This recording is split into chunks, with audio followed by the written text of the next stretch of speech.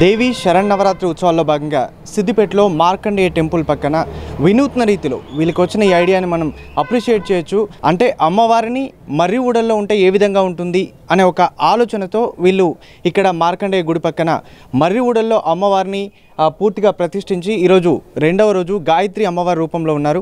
అసలు వీరికి ఈ ఆలోచన ఎందుకు వచ్చింది, ఈ విధంగా ఎకో ఫ్రెండ్లీగా ఈ విగ్రహాన్ని ప్రతిష్ఠించాలని ఈ ఐడియా ఎందుకు వచ్చిందో వాళ్ళని అడిగి తెలుసుకుందాం.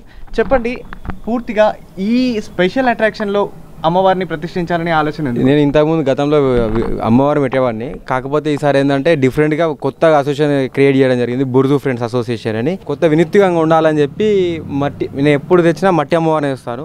కలకత్తా మట్టి లాల్ బజార్ హైదరాబాద్లో వేస్తాను. చిన్నగా ఉండాలి, మంచిగా నీట్గా ఉండాలి, ముఖం కూడా కళ ఉండాలి.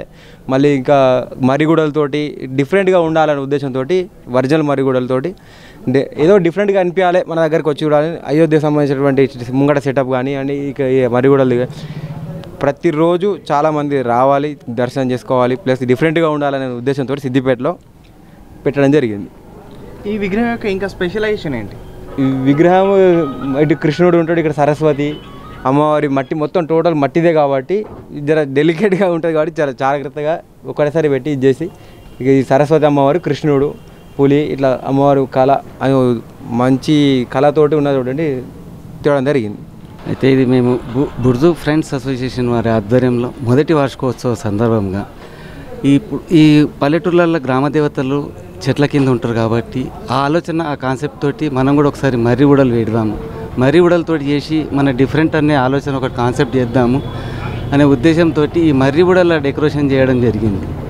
అయితే ఈరోజు రెండవ రోజు గాయత్రి అమ్మవారి అవతారంలో దర్శనం ఇచ్చారు. ఈరోజు మాకు చాలా సంతోషంగా ఉన్నది. ఈరోజు అమ్మవారు గల్లీ అసోసియేషన్ మైసమ్మ అసోసియేషన్ అని నిర్ణయించాము.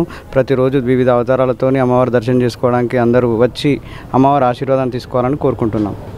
దేవి శరన్నవరాత్రోత్సవంలో మార్కండేయ గుడి ప్రాంగణంలో జరుపుకుంటున్నాము. ఇది స్పెషలైజేషన్ ఏంటంటే పర్యావరణహితంగా మట్టి విగ్రహాన్ని తీసుకొచ్చాము.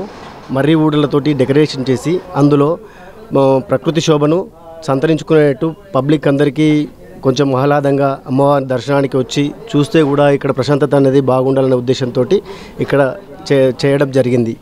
ప్రతి ఒక్క సభ్యులు కూడా ఇక్కడికి వచ్చి అమ్మవారిని దర్శించుకొని అమ్మవారి కృపకు పాత్రలు కాగలరు.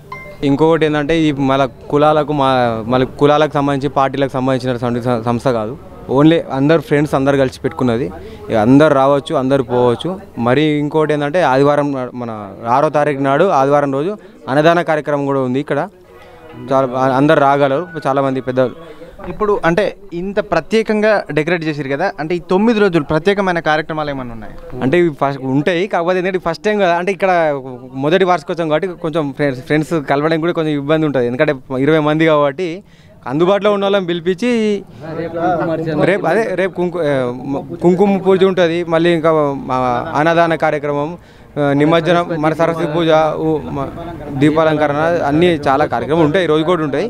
కాకపోతే ఏంటంటే కొంచెం డిఫరెంట్ రోజు ఉంటాయి. వినూత్నంగా ఒక మన గ్రామాల్లో ఏ విధంగా మన అమ్మవార్లను దర్శించుకున్నప్పుడు ఆషాఢ మాసంలో మనం బయటికి వెళ్ళినప్పుడు అమ్మవారు ఏ విధంగా అయితే చెట్లల్లో ఉంటుందో, మర్రి తొర్రల్లో ఉంటుందో, ఆ విధంగా మర్రి ఊడల్లో ఇక్కడ అమ్మవారిని నెలకొల్పి ఇంకో ప్రత్యేకత ఏంటంటే గ్రీనరీగా, అంటే ప్రకృతి పర్యావరణ హితంగా మళ్ళీ అందులో మట్టి విగ్రహాన్ని ప్రతిష్ఠించడంతో ఇటు పర్యావరణాన్ని పరిరక్షిస్తూ ఇటు గ్రీనరీ అంటే ఒక ఆహ్లాదకరమైన వాతావరణంలో ఇక అమ్మవారిని నెలకొల్పారు.